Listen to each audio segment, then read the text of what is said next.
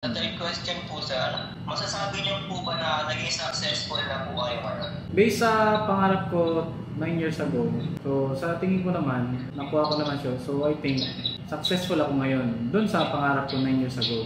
Pero sa iba ko pang future na goals, so masasabi ko, nasa on track pa lang. Depende kasi yan sa kung ano yung goal mo, di ba?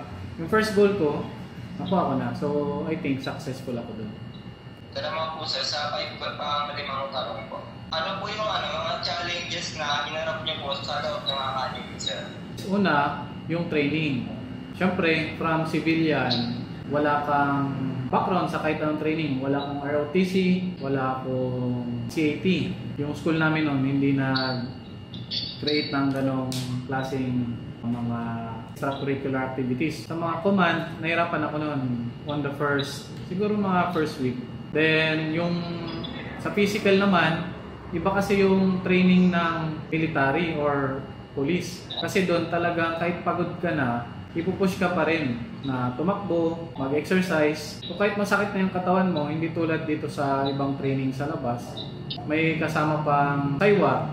Ang term na saywar sa amin ay yung kunwari, sisigawan ka para sumunod ka or tatakutin ka na kapag hindi mo na-perform ganitong exercise, dadagdagan yung exercise na ibibigay sa'yo. Sa unang mga buwan, doon ako nahirapan.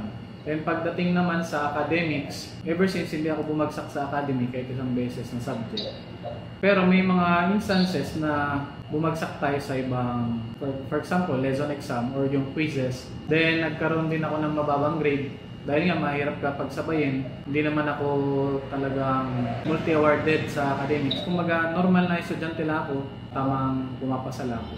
So sinabayan pa ng training, medyo nahirapan ako doon. Nagkaroon ako ng mababang grade, pero God's grace, pumasa tayo.